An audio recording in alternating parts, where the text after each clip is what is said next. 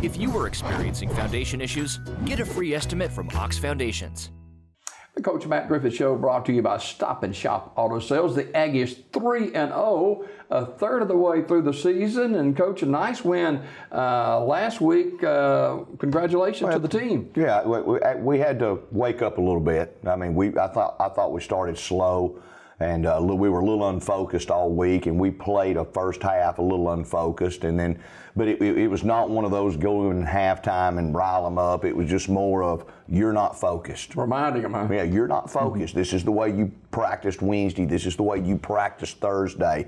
We warned you. Now you got to go out there and beat this football team and play the way you're supposed to. And this group of kids probably take that better than just ranting and raving and losing your temper and stuff. And so they just went out there and took care of business, and hopefully it taught them a lesson, because we have been very focused this week. And we were focused yesterday. We've been focused most of the week. We'll see today, we're a little different on Thursday. We're not just a walkthrough. We're literally about an hour and 10 practice, a lot of reps, a lot of recognition, running on and off the field. So we'll see how focused they are today. Talk about the second half of last week's game. Slow start, first half, second half, got things going. What changed? I just think that they realized, okay, we're not doing what we need to do. And I will say, I think, everything kind of revolves around Jordan a lot of times. When Jordan makes a play,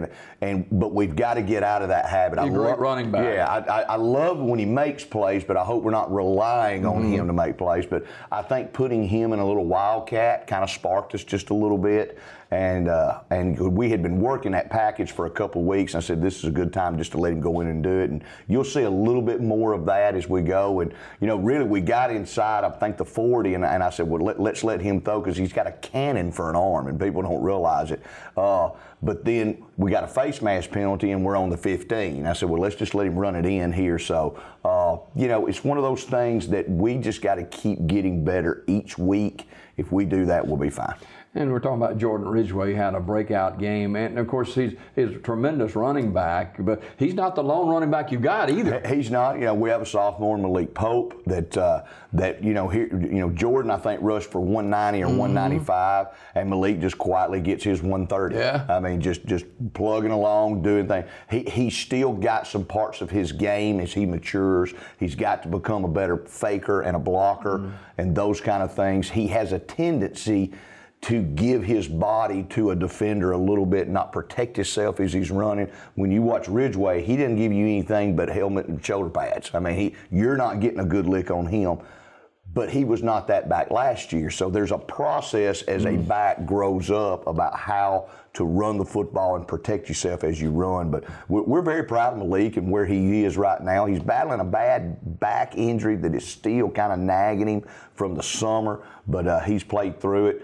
JD continues to get better. JD's had a good week, and let's just see what happens Friday night. Yeah, a lot of people think JD needs just a couple of big throws to kind of settle him in a little bit. Yeah, well, people, they're right. I mean, we really think that if JD has 2 or 3 good throws and that he'll settle in. I think he's just part of a good football player that's a tremendously great kid that is absolutely just a little bit scared to make a mistake. He's just got to relax and play. And if he makes a mistake, he makes a mistake. And, you can't play that way. And he's slowly getting there. If people could see him in practice the way we see him in practice, we know exactly what he can do. And it's going to happen. There's going to be a breakout game where he throws the ball well, where he runs the option well. And because he runs the offense well, he manages the game very well. When that happens, you'll see him mature as a high school player.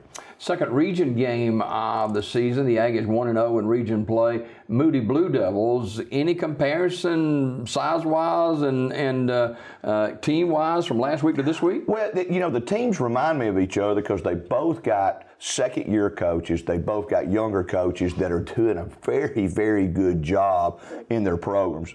And their record may not show how much better they're coached than they were last year because the guy's been there a little bit longer. They're not quite as big as Springville, but they've got a couple, their quarterback is very similar. He's a little faster than last week. They've got a good running back. They've got good schemes. They get after it defensively. You know, they run a 3-man front. They're sending a lot of heat with their linebackers in a blitz, and so we're going to have to pick those things up. You know, so but I've been impressed with they're well coached. You're not getting them out of position. You're going to have to line up and outplay them. Yeah, I heard you say this or saw this or picked up on it somewhere where you've got several players that never come off the field. Yeah, well, that's a first for us. Now, you know, that's got to be tough. Well, you know, 15 years ago, I came from a much bigger school in Thompson, and nobody played both ways much. I mean, we had a couple of skill guys that you would put in there.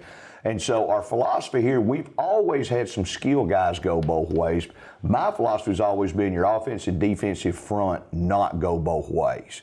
And we've talked about it on the air. I've watched 5A football, and I'm watching the ones that we've got a very good 5A program, but I'm watching the ones that are in the semis and the finals and the quarterfinals every year.